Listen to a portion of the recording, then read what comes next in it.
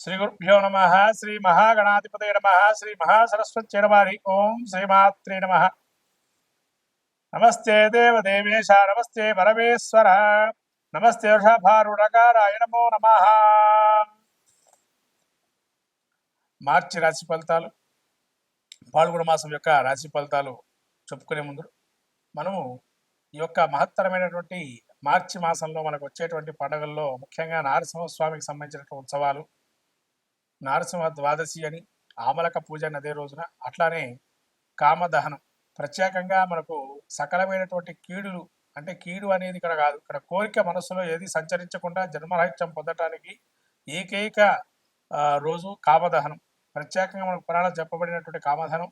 కాబట్టి ఈ కామదహనంలో ఎవరికైతే ఇబ్బందులుగా జీవితంలో అనేక బాధలు పడుతున్నటువంటి వారు ఎవరైతే ఉన్నారో వాళ్ళందరూ కూడా ఈ కామదహనం రోజు ఆ యొక్క కోరికలన్నీ నశించిపోయి అన్ని రకాలైనటువంటి ఇబ్బందుల నుంచి బయటపడేయాలని సాక్షాత్తు ఆ పరమేశ్వరుడు యొక్క త్రినేత్ర ధారి అయి ఆ కాముడిని అంటే ఇక్కడ మన్మధుడిని దహింపజేసేటువంటి సంఘటన మనకు చోటు చేసుకోవటం, తద్వారా సమస్తమైన కోరికలు నశించిపోయి పరమాత్ముడి యొక్క సాన్నిధ్యం పొంది ఆ యొక్క కొత్త వసంతాల్ని, అదే వసంతోత్సవంగా చెప్పబడింది. ఇటువంటి వసంతోత్సవాన్ని మళ్ళీ కొత్త రంగులు పులుముకోవాలి జీవితంలో అని చెప్పి మనకు జీవితంలో ఈ పాల్గొన మాసంలో వచ్చేటువంటి మహాలక్ష్మి జయంతిగా ఉత్తర భారతంలో ప్రత్యేకమైనటువంటి ఈ యొక్క మనకు తెలుపబడింది.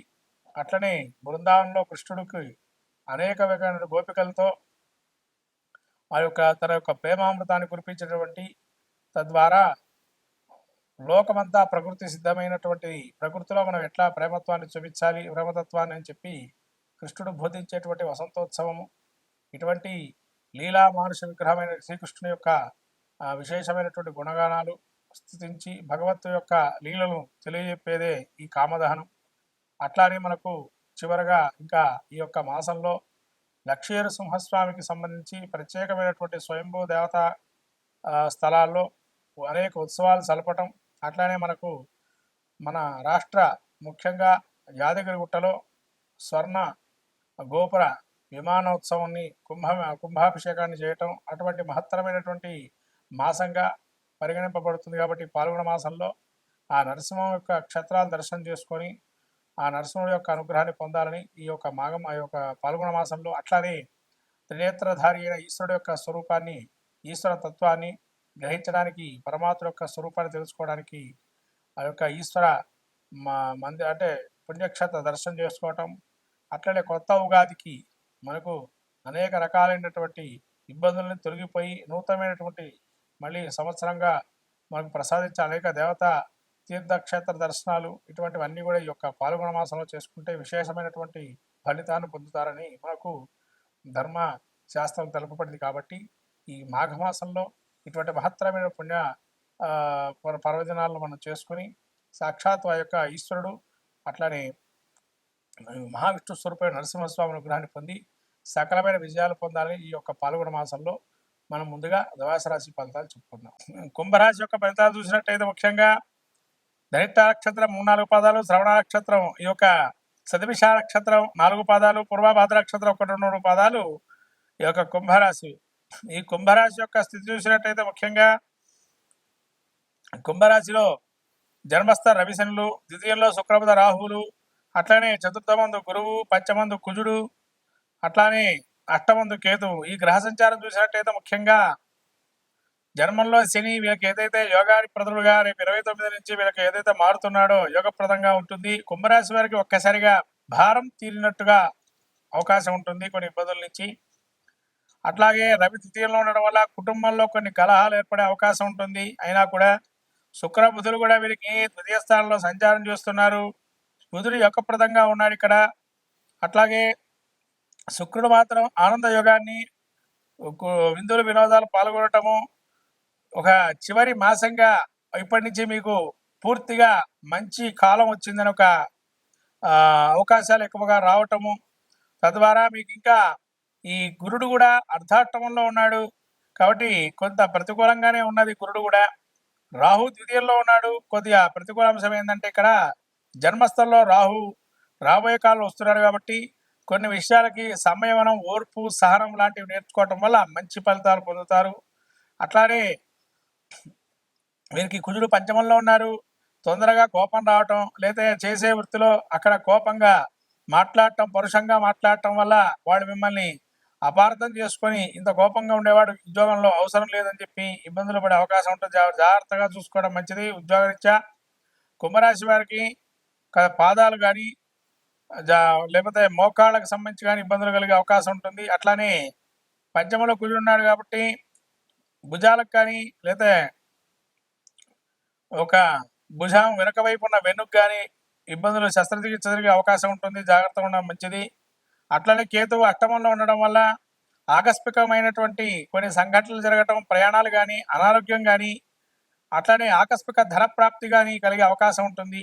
తద్వారా మీరు కొంత ఆనందంలో ఉండే అవకాశం ఉంటుంది. అదే కనుక అనారోగ్యం అయితే కనుక ఈ చికిత్స చేసుకోవటం వల్ల మంచిని పొందుతారని చెప్పి వైద్యుడు చెప్పడంతో ఆ యొక్క ఇబ్బంది నుంచి కూడా బయటపడతారు. ఇవన్నీ కూడా ఒక మంచి సూచనగా గోచరిస్తుంది కేతువు కూడా. కాబట్టి కుంభరాశి వారికి ఇదివరకు కన్నా ఇప్పుడు కొంత మెరుగైన ఫలితాలు ఉన్నాయి. ఇంకా మెరుగైన ఫలితాలు పొందడానికి కానీ ఆదిత్య హృదయం పాలన చేసుకోవటం, సౌరం కానీ, అట్లాగే అవకాశం ఉంటే సూర్య నమస్కారాలు కానీ చేసుకోవటం వల్ల మంచి ఫలితాలు గోచరిస్తాయి. గురుక్షేత్ర దర్శనం, దత్తక్షేత్ర దర్శనం, గురుచరిత్ర పారాయణం, దత్తచరిత్ర పారాయణం లాంటివి క్రతువులు చేసుకోవటం వల్ల మంచి ఫలితాలు కలుగుతాయి ఈ యొక్క కుంభరాశి వారికి. శ్రీమాత్రే నమః. మొత్తం మీద ద్వాదశ రాశి వారికి ఏంటనగా ఈ ద్వాదశ రాశి వారికి మార్చి మాసం పాల్గొన మాసంలో మన జాతకంలో కూడా దశాంతర దశలు కూడా చూసుకొని అదొక 50%, ఇదొక 50%గా గోచారాన్ని ఫలితాన్ని కూడా చూసుకోవాలి. తద్వారా ఫలితాలు ఉంటాయి, శుభ ఫలితాలు. అట్లాగే ఈ ద్వాదశ రాశి వారికి ప్రత్యేకంగా చెప్పడం ఏంటంటే ఈ మాసంలో ప్రత్యేకంగా శని మారే అవకాశం ఉంది కాబట్టి కొన్ని రాశుల వారికి మంచి, కొన్ని రాశుల వారికి చెడు జరిగే అవకాశం ఉంటుంది. కాబట్టి వాళ్ళకి శని యోగప్రదుడా కాదా తెలుసుకోవాలి జాతక చక్రంలో. అందుకని జాతక చక్రం పరిశీలన చేసుకోండి.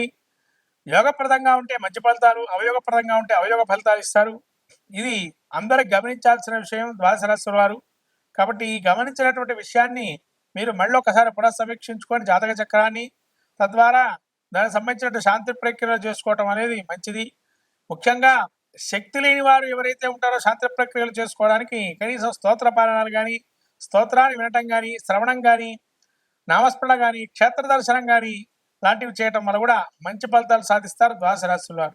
కాబట్టి ద్వాదశ రాశి వారు ఈ యొక్క మార్చి మాసంలో మనకు వచ్చేటువంటి పండుగల్లో కామదహనాన్ని ఏదైతే ఉందో హోళిక వసంతోత్సవం అని, ఆ ఉత్సవంలో అన్ని కూడా దహించుకుపోయి, అంటే మనకుండేటువంటి కోరికలు, అవయోగ కోరికలు ఏవైతే ఉంటాయో అవి దహించి శుభ పరిణామాలు వచ్చే అవకాశాన్ని తీసుకోవాల్సిందిగా కోరుతున్నాను.